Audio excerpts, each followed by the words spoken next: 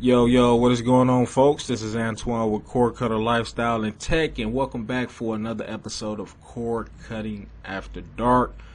This is the third episode, and one thing in particular I really want to get into today, and again, I hope you guys had a good new year. Hope you're enjoying the night, especially after a long day of work. Now's the time to grab you a glass of wine, glass of whiskey. Whatever it is you drink, go ahead and grab it. Sit back, relax. I'm gonna take up a few minutes of your time talking about some cord cutter stuff, cord cutter content, cord cutter news. Like I said, it won't take that long. Grab you a stogie, cigar, cigarette, whatever it is you do. Vape. Grab your vape pen. Smoke the room out or whatever it is you do. Me personally, I got me a glass of wine. I'm drinking it out of a whiskey bottle, a whiskey glass, and ain't doing it too big, Got a little family. Holla at me. But what I really want to get into, something I'm very excited about is IMDb has a new streaming service. Well, it's not a new streaming service, but it's a different type of streaming service, and it's called Freedive. I'm gonna link it in the description below. If you haven't already heard about them, go ahead and check it out. They have great content. I just checked it out. And if you've been with my channel for a couple of months or whatever, I always talk about free content. Everything I do is free. Over there, Antenna, all the content I watch is free. If it's a movie that I really want to see, one trick I have is I use Google Opinion Rewards. I get money through that platform, and I go on my Roku and I just purchase the movie or TV show using my my survey money that I get from Google. So that's another way you can watch free content. But if you're not a super cheapskate like me, just go ahead and get you a service plan with one of these other companies, Sling or DirecTV Now. But either way, you saving money in the long run because you're a cord cutter. As long as you don't have too many streaming services going on at one time, so so the IMDb Freedive. So when I first heard about it, and it was like perfect timing because the other week I kid you not, I was just looking for this movie called Foxcatcher with Steve Carell, Channing Tatum, and Mark Ruffalo. I mean, you talking about an all-star cast right there. I only seen that movie one time, and I just wanted to watch it again because Steve Carell played that role so perfect.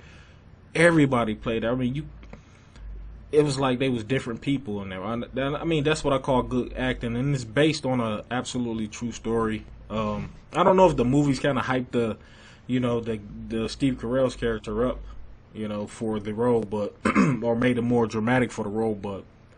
Either way, that movie is a great movie, and I, recommend you guys go check that out. It's called Foxcatcher, and it's now available on IMDb Freedive. So that was one of the main things, and also the Freedive is not available on Roku as of yet. If you guys don't know, IMDb is owned by Amazon, so of course it's on the Fire Stick, free and clear. You can watch it. It's very intuitive, very interactive. I mean, you just go to the movies, click on it. You don't even have to log in. On a computer or the desktop, you have to log in. But from the Amazon Fire app, you do not have to log in. You just click on it and continue watching or start watching it. So, recommend you guys go check that out. So, another thing I want to talk about is the TCL and Roku. Roku's Ace Boone. TCL, they make the Roku TVs. Let's go to it. So TCL is working on a new 8K television with Roku, which is a very popular television. Again, Roku is a extremely cord cutter friendly device. Better than the Amazon Fire TV, better than the Android box because it's just strictly catered to cord cutting. Now, the Fire TV or the Fire Stick it's cord cutter friendly, but it's not as friendly as the Roku device. So you guys go ahead and I would like to hear you guys' opinions on that. On the which device you like better, the Roku or the Amazon Fire Stick or Fire Cube. They got a lot of devices out there, and it's a lot of. I know a lot of people out there probably thinking like, why would Amazon, make streaming content available on another platform? But Amazon what, they into so much stuff though. When you think about it, they got Amazon Video, Amazon Music. They also they got Amazon Fire Stick or Fire TV, which is competing with the Rokus, the Android TVs, streaming devices. I think they're one of the top streaming devices. I'll say they're right behind the Roku. Amazon's just saying anything. They bought Whole Foods. I think nothing's off limit for Amazon. So for them to get into that, and like I watched a video with Jeff Bezos. He says that they're always planning 5 years ahead. So who knows what they have planned? Why are they releasing this content on the IMDb web platform right now? Obviously they got something planned, because Bezos said it himself. They always thinking 5 years ahead.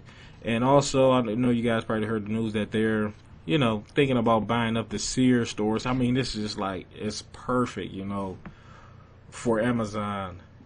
All these stores that are ready, these Walmart, Kmart type stores that are just ready to be stocked full of merchandise. So we're gonna see how that go.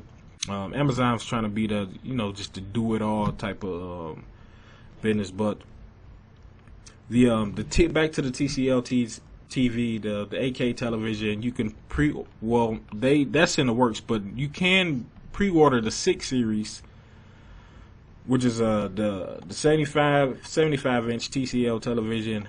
You can pre-order that only on Best Buy right now. So if you're watching this video right now, they said that sometime next week they're gonna start rolling it out to other stores and other websites and stuff like that. So if you want to pre-order it now, they say it's under $1,800, but we all know that $1,799 is pretty much $1,800. Then with tax, it's gonna be more than $1,800. So you can pre-order it. Go to Best Buy and check that out. Now, if you're not familiar with the TCL brand, it's always been like an affordable brand type of television. I mean, you could get like a 42-inch television for like, $300 or something like that. You get a nice smart television for cheap. They always been that cheaper brand, and it's just and also it is it's a China-based company. You can see right here is a China-based company right there, but they also deal in other things: mobile phones, air conditioning, washing machines, refrigerators. So it's pretty much a worldwide company, and it just, I asked myself this question: if Roku would have went with another TV provider such as Westinghouse or RCA or something like that, would they be as popular? I think in this situation, but TCL is it's a traded company over in China.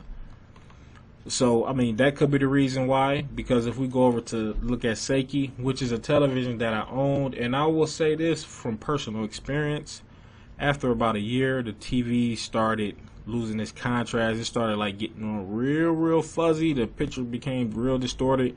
You got to kind of wait for it to get this picture back, or you have to just kind of hit it on, just like the old school TVs, how you just tap it on the back and the picture will clear up. That's sometimes what I have to do with my television.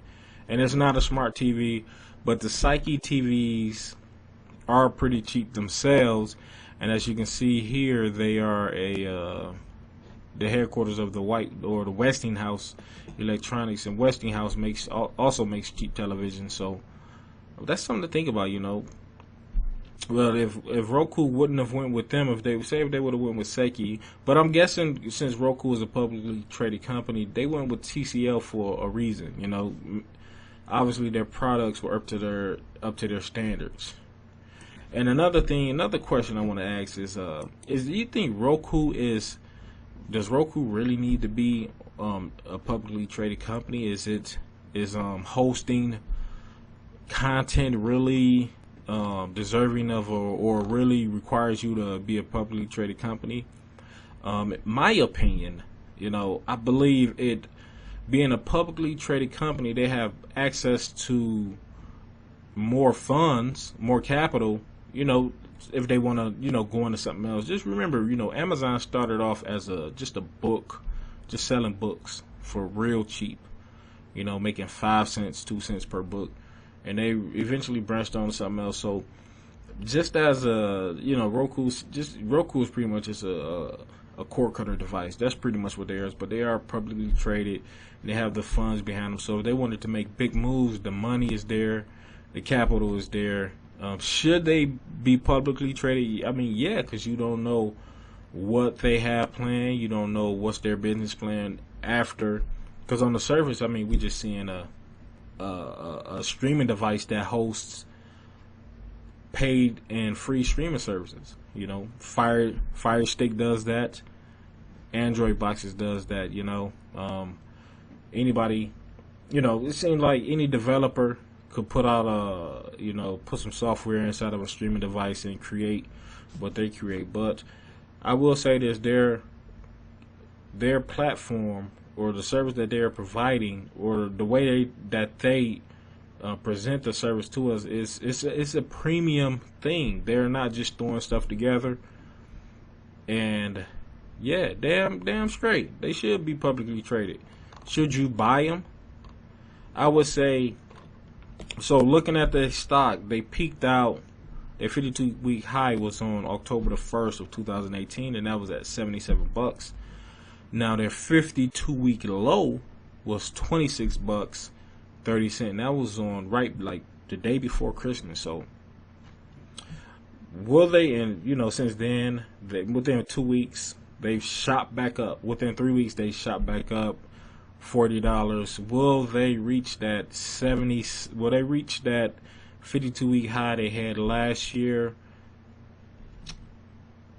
I will say no, not unless they come out with something. Now they are supposed to be, even though they were supposed to be releasing this 8K television, I don't think that that's enough, because at the end of the day, they still going to be doing the same thing, even with the better TV. I guess their thought is if we have a better TV, more people will buy this television. Now, if say a more popular television like LG or Sony had their apps, maybe it'll go up. But I just, will they reach another 52-week high? And the market moves based on the consumer's response or the buyer's response. So people might just up and say, hey, we need to buy some Roku. It's a lot of talk about them. We need to buy them. So will they reach their 52-week high again? My opinion, if they do, they won't stay there for long, and I believe by the end of this year, they're going to be back in the 30s. They're going to be back in the 30s. So, I mean, it's just a streaming company. They're just a host at the end of the day. That's just my opinion. I could be wrong. Let me know what you guys think. We can get into the indicators. I don't know if anybody here played the stock market. Let's see. But we ain't going to get into that. So let's go ahead and... So Roku in general. So talking about Roku, obviously they got some connections, So now if you buy Roku, or now you just go to Roku.com and you can sign up and get a 30-day or a month free of YouTube TV. Now, if you guys also haven't heard, Roku is making it easier for you to subscribe to other services. So I thought that's what they've been doing, but apparently not. But now Roku is going to make it easier for you to subscribe to other services, which the way I think, just to be honest with you guys, the way I think, I ain't about to pay for nothing. You know, these companies, they already have a way. I mean, I know you got some of these people out here about supporting, but these companies already have a way to make money. Pluto TV did it. I mean, companies and people back them, they had over they valued at over 140 million. They had over $40 million in backing.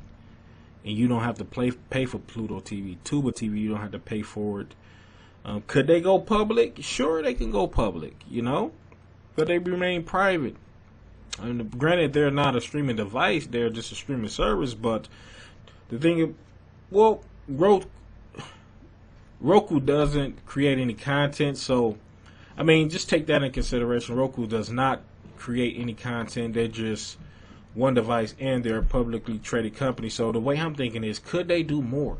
Could their device do more? Because right now, their device does not have Bluetooth. It's not compatible with a lot of other devices. You can't just buy a pair of Bluetooth speakers from the Dollar General or Family Dollar, or Bluetooth headphones from Dollar General or Family Dollar, and just link it up to your Roku. You can't do that because Roku doesn't have Bluetooth capability. So are they slow playing us? Are they slow playing the consumer, where they like put out like dinosaur type content, like content that isn't up to technology standards? You know, everything has Bluetooth. I mean, you buy a cheap pair of earplugs and they got Bluetooth, you know, $20. I mean, you can't put Bluetooth in the streaming player. The small Amazon Fire Stick has Bluetooth. My Android box has Bluetooth amongst other things. It can create a Wi-Fi hotspot. It can connect to it. You know, are they slow playing this? Are they I mean, they already got the consumers there. I mean, people are die hard for Roku. You know, I get questions like, is this channel, or you know, even when people are talking about a Fire Stick, they mention the phrase channel. Like Fire Stick doesn't have channel; it has apps. So when they ask that, I automatically know they're used to the Roku. So Roku has the consumers right there. So they are already winning, because all they're going to do is slow play it, slow roll it out. They're going to come out, and mark my words, they're going to come out with a newer device. Believe it or not. You thought the Roku Ultra was the big one, but no, they're going to come out with a newer device that has Bluetooth. Man, that's going to knock them off their feet. That's going to be big news. You know what I'm saying? Like, but I mean, the formula these companies are using isn't new. The formula is not new. They're just slow playing it, slow rolling out the what they gonna consider premium technology for their device. But you know, across the board, I mean, can you think of a device that does not have Bluetooth? So they're just gonna slow play the consumer. But you know, overall, it's still a good device. The Roku. Hold on, give me a second.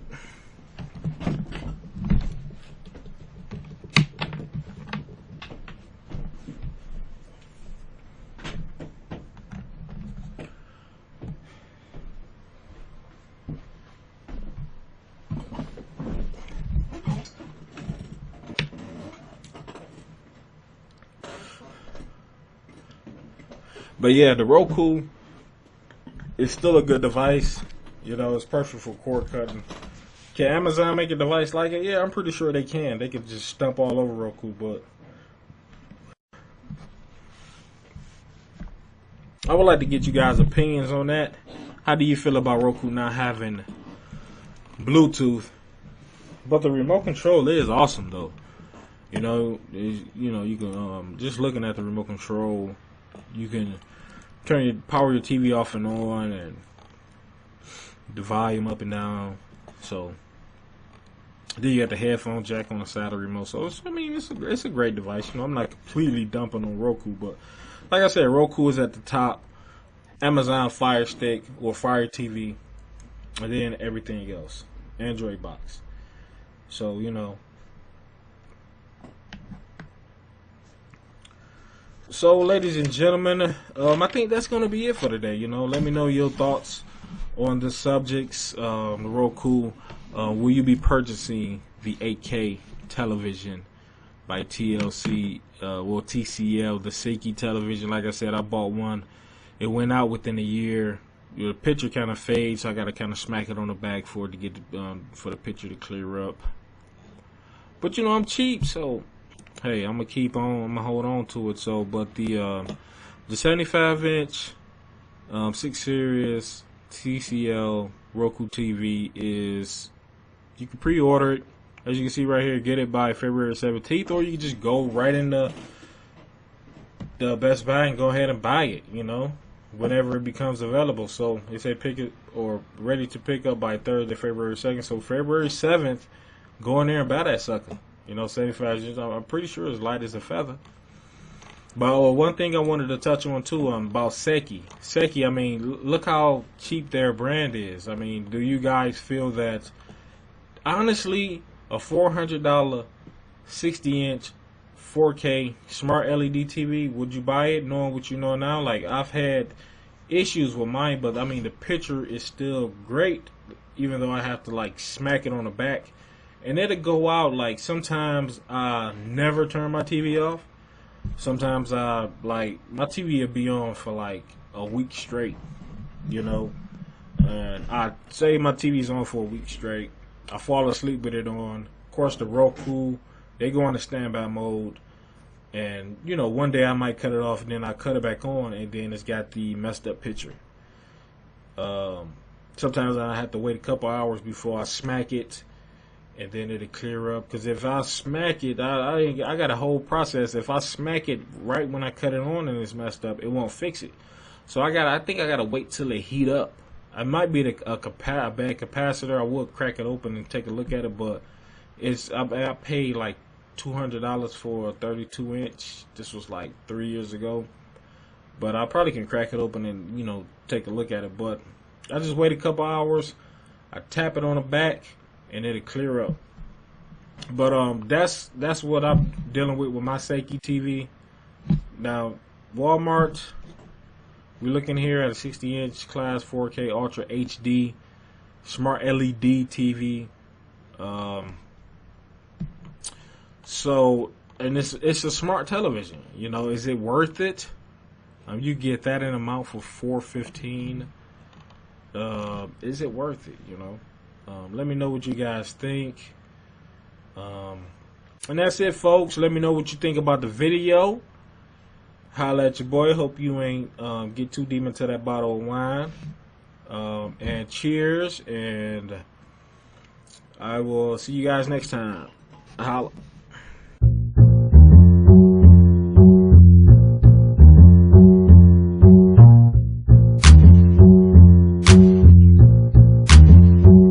Let me tell you a story about Candace. Grew up without a pops. Mom's barely was home, she was addicted to that rock. Brother was a jack boy, game banging on the block. Started selling drugs, so we turned the crib into a spot to make ends meet, just so him and Candace can eat. Nobody taught him right from wrong, so he learned from the streets. Meanwhile, Candace growing up, feeling all alone. Turned 16, met a man, ran away from home, met him on the internet.